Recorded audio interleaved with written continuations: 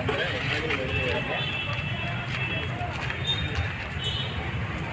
ಬೇಕಾಯಿತು ಅಂತಂದರೆ ಇನ್ನೊಂದು ಕಡೆ ಮೈಸೂರು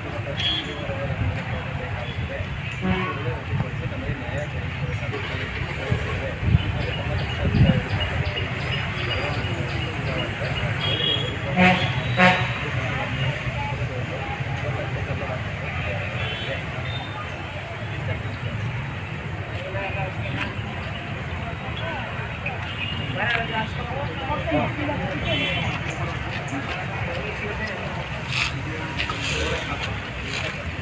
मुझे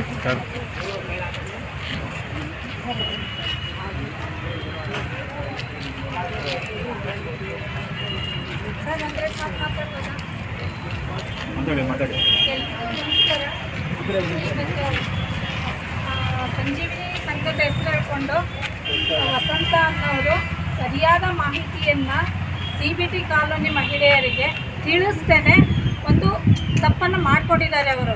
ಬಟ್ ಅದು ಯಾರಿಂದ ಬಂದಿದೆ ಏನು ಬಂದಿದೆ ಅಂತ ಯಾರಿಗೂ ಗೊತ್ತಿಲ್ಲ. PDO ಅವರೇನೋ ಕೇಳಿದರೆ ಊರಿನ ಜನಗಳು 45 ಲಕ್ಷ ಅನುದಾನ ಬಂದಿದೆ ನೀವು ಮಾಡಿ ಅಂತ ಹೇಳಿದ್ರಂತೆ.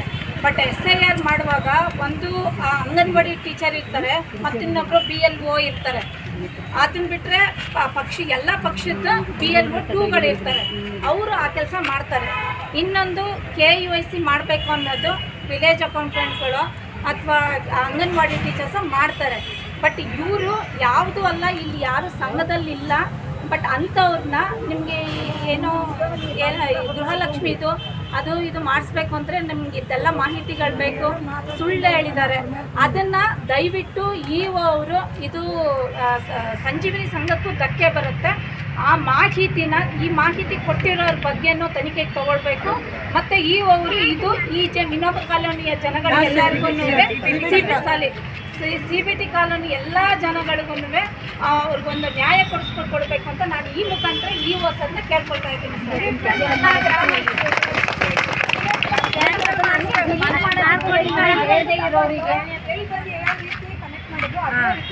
ಮನೆ ಮನೆಗೆ ಹೋಗಿ ಬೇಡದೇ ಇರೋರಿಗೆ ಇರೋರು ಇರ್ತೀನಿ ಅನ್ನೋರು ಇರಲಿ, ಬೇಡ ಅನ್ನೋರಿಗೆ ಡಿಲೀಟ್ ಮಾಡ್ಕೊಡೋದಕ್ಕೆ ಹೇಳಿ ಮೇಡಮ್. ಮಾಹಿತಿ ಪ್ರಕಾರ ಏನು ಹೊಸ ಸಂಘಗಳಿತ್ತು, ಹೊಸ ಸಂಘಗಳಿಗೆ ನಿಮಗೆ ಮಾಹಿತಿ ತಗೊಂಡಿದ್ದಾರೆ, ನಿಮಗೆ ಸಂಘಕ್ಕೆ ಸೇರ್ಪಡೆ ಮಾಡೋಕ್ಕಾಗತ್ತೆ ಇಲ್ಲ ಅಂತ ಅಂದರೆ ಓಕೆ ಇಲ್ಲ ಅಂದರೆ ಅದು ಇವಾಗ ಏನು ಅವತ್ತಿಂದ ಏನು ಮಾಡಿದ್ರು ಅದನ್ನ ಡಾಟಾನ ಡಿಲೀಟ್ ಮಾಡಿಬಿಟ್ಟು ಟೇಷನ್ ಕೂಡ ಕೊಟ್ಟಾಗಿದೆ. ನೀವು ಭಯಪಡೋದಾದ್ರೆ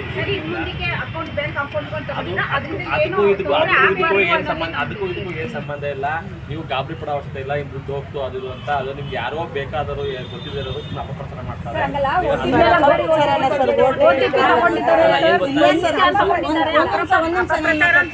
ಅಪಪ್ರಚಾರ ಅಲ್ಲ ಸರ್, ಅವರು ಸರಿಯಾದ ಮಾಹಿತಿ ಕೊಟ್ಬಿಟ್ಟು ಒಂದ್ ನಿಮಿಷ ಈಗ ಅವ್ರು ಸರಿಯಾದ ಮಾಹಿತಿ ಕೊಟ್ಬಿಟ್ಟು ನಮ್ಮ ತಾಯಿ ಕೇಳ್ಕೊಂಡಿದ್ರೆ ನಾವು ಸಂಘ ಸೇರ್ಕೊಳ್ತಾ ಇದ್ದು. ಅವ್ರು ಯಾಕೆ ಕೇಳ್ಕೊಳ್ಳಿಲ್ಲ ಸರ್? ಅವ್ರು ಯಾಕೆ ಕೇಳ್ಕೊಳ್ಳಿಲ್ಲ? ಅದು ಅವ್ರು ಮನೆ ತಗೋಗ್ಬಿಟ್ಟು ಅಮ್ಮ ಏನಕ್ಕೆ ಹಿಂಗ್ ಮಾಡ್ತಾ ಇದ್ದೆ ಅಂತ ಕೇಳಿದಾಗ ಸರಿಯಾದ ಮಾಹಿತಿ ಕೊಟ್ಟಿದ್ದೆ. ಯಾಕೆ ಕೊಡ್ಲಿಲ್ಲ? ಅವ್ರಿಗೆ ಇದರಿಂದ ಏನ್ ಬೆನಿಫಿಟ್ ಇದೆ? ಆಮೇಲೆ ಸರ್ ಒಬ್ಬೊಬ್ಬರಿಗೆ ಒಂದೊಂದು ಗೊತ್ತಾಗಲ್ಲ. ಇಷ್ಟು ಜನ ಸಂಘದಲ್ಲಿ ಇದಾರೆ ಅಂದ್ರೆ ಅವ್ರನ್ನೆಲ್ಲ ಗ್ಯಾದರ್ ಮಾಡ್ಕೊಂಡು ನೋಡಿ ಈ ತರ ಹೊಸ ಸಂಘ ಇದೆ ಅದನ್ನ ಮಾಡಬೇಕು. ಸಂಜೀವಿನಿ ಸಂಘದಲ್ಲಿ ಅವ್ರು ಓಡಾಡ್ತಾ ಇದಾರೆ ಅಂದ್ರೆ ಅವ್ರಿಗೆ ಟ್ರೈನಿಂಗ್ ಕೊಟ್ಟಿರ್ತೀರಲ್ಲ, ಸರಿಯಾದ ಮಾಹಿತಿ ಇರ್ತದಲ್ಲ, ಅವ್ರು ಟ್ರೈನಿಂಗ್ ಇಂದ ಬಳಸ್ಕೊಳ್ಬೇಕಾಗಿದ್ದು ಇವ್ರಿಗೆ ದುರುಪಯೋಗ. ಅವರು ನಿಮಗೆ ಕರೆಕ್ಟಾಗಿ ಕಮ್ಯುನಿಕೇಟ್ ಮಾಡಬೇಕಿತ್ತು. ಏನು ಉದ್ದೇಶ ಅಂತ ನಮಗೆ ಮುಗ್ಬೇಕು. 11 ವರ್ಷದ ಸಂಘ ಇದೆಯಂತೆ ಅಂತೆ ನಮಗೆ ಗೊತ್ತಿಲ್ಲ. ಈಗ 11 ವರ್ಷದ ಏನೇನು ಇದೆಯಂತೆ ಸಂಜೀವಿನಿ ಸಂಘ ನಮಗೆ ಗೊತ್ತಿಲ್ಲ. 11 ವರ್ಷದಾಗ ಏನೇನು ಅನುದಾನ ಬಂದೈತೆ, ಏನು ಬುಕ್ ಮಾಡಿದ್ದಾರೆ, ಏನು ಯಾರು ಕೊಟ್ಟಿದ್ದಾರೆ, ಯಾರ ಹತ್ರ ಸೈನ್ ಇದರಿಂದ ನೀವು ಏನು ಕೊಟ್ಟಿದ್ರಿ ಅಂತ ಡಾಟಾನ ಡೇಟ್ ಮಾಡಿದ್ರಿ, ಟೇಷನ್ ಕೂಡ ಕೊಟ್ಟಿದ್ದಾರೆ. ಅಲ್ಲ ಅವಾಗ ಬಂದು ಮನೆ ಕನೆಕ್ಟ್ ಮಾಡಿದ್ಮೇಲೆ ಅವಳಿಗೆ ಒಂದು ಸ್ಲಿಪ್ ಏನು ಒಳಗೆ ತಗೊಂಡು ಆಧಾರ್ ಕಾರ್ಡ್ ಸ್ಕ್ಯಾನ್ ಮಾಡಿ ಡಾಟಾ ಮಾಡಿದ್ರು, ಅದು ಸಾಫ್ಟ್ವೇರ್ ಇರ್ತದೆ. ಅದು ಅಲ್ಲದೆ ಇವಾಗ ನಮ್ಮ ಲೈನ್ ಡಿಲೀಟ್ ಮಾಡಿದ್ದಾರೆ.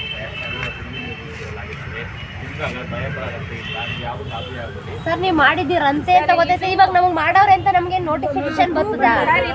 ನೀವು ಮಾಡಿದ್ದೀರಿ ಅಂತ ನೋಟಿಫಿಕೇಶನ್ ಬರುತ್ತಾ ನಮಗೆ?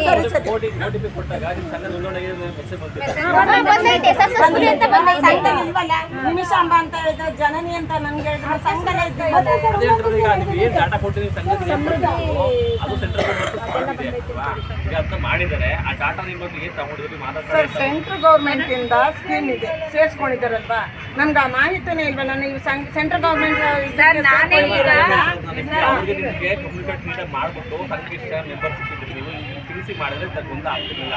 ಅವ್ರಿಗೆ ತಿಳಿಸ್ತಾನೆ ಮಾಡಿದ್ರೆ ಇದ್ರ ಗೊಂದಾಗಿರೋದು ಅದು ಬೇರೆ. ಏನಕ್ಕೆ ಮಾಡಿದ್ರು ಅದೇ ಹೇಳ್ತಿರೋದು ಈಗ ಅವ್ರನ್ನ ತಪ್ಪು ವಿಚಾರ ಮಾಡ್ತೀವಿ ಈಗ ಸರ್ ಅದು ಯುವ ಸರ್ಕಾರ ಬಿಟ್ಟು ನಮ್ಮದ್ರಲ್ಲಿ 3-4 ಜನ ಕರೆದ್ಬಿಟ್ಟು ನಮ್ಮ ಮುಂದ್ಗಡೆ ತನಿಖೆ ಮಾಡಬೇಕು. ನಮ್ಮ ಮುಂದ್ಗಡೆ ತನಿಖೆ ಮಾಡಬೇಕು. ಅವ್ರು ಹೇಳೋದಕ್ಕೂ ನಾವು ಮಾತಾಡೋದಕ್ಕೂ ಅದ್ರಲ್ಲಿ ವ್ಯತ್ಯಾಸ ಇರುತ್ತೆ. ಆಮೇಲೆ ಏನು ಗೊತ್ತಾ ಸರ್, ಅವ್ರು ತನಿಖೆ ಮಾಡಿದ್ರೆ ಇಲ್ಲಿ ಯಾರೇ ಮುಖಂಡರುಗಳೆಲ್ಲ ಕರ್ಸ್ಕೊಂಡು ಕೂರ್ಸ್ಕೊಂಡು ತನಿಖೆ ಮಾಡ್ಬೇಕು. ಒಬ್ಬರನ್ನೇ ಮಾಡಿದೀನಿ ತಗೊಳ್ಳಿ ನೋಟಿಸ್ ಅಂತ ಕೊಟ್ಬಿಡೋದಲ್ಲ. ಆ ತರ ಕೊಟ್ರೆ ಇದು ಮುಂದಿನ ಹೋರಾಟ ಮಹಿಳೆಯರು ಕಟ್ಕೊಂಡು ಮುಂದಿನ ಕರ್ನಾಟಕ ಪ್ರಜಾ ಪಾರ್ಟಿ ವತಿಯಿಂದ ಮುಂದಿನ ಹೋರಾಟ ಮಾಡಕ್ಕೆ ರೆಡಿ ಇದೀವಿ ನಾವು. ಇಲ್ಲಿಂದ ಎಲ್ಲಿ ಗಂಟೆ ಹೋಗೋದಲ್ಲಿ ನ್ಯಾಯ ಸಿಗ್ಬೇಕು. ಇಂಥದ್ದು ಎಷ್ಟು ಮೋಸ ಆಗ್ಬೋದು ಈ ಸಂಘದಲ್ಲಿ. ಏನಿದೆ ನಿಮ್ಮ ಲೀಡರ್ ಯಾರು ಸರ್ ನಾವು ಸಂಘಲೇ ಇಲ್ಲ ಸರ್.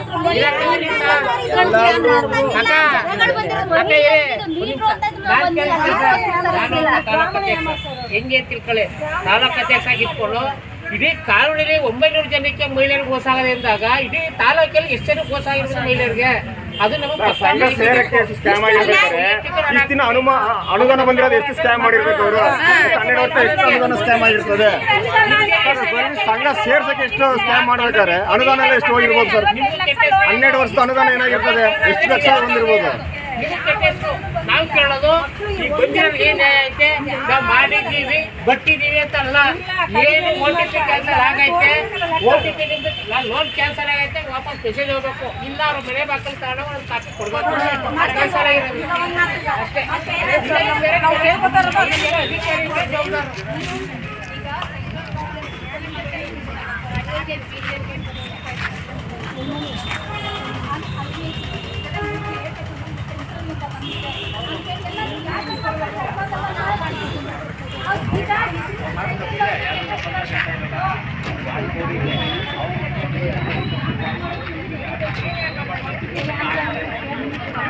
ನಮ್ಮ ಗ್ರಾಮದಲ್ಲಿ ಇಟ್ಕೊಂಡು ನಮಗೇನೆ ಮೋಸ ಮಾಡ್ತಾರೆ.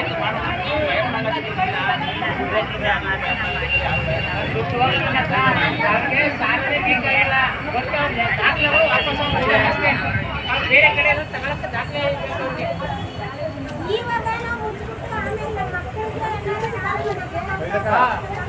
ಅನುದಾನ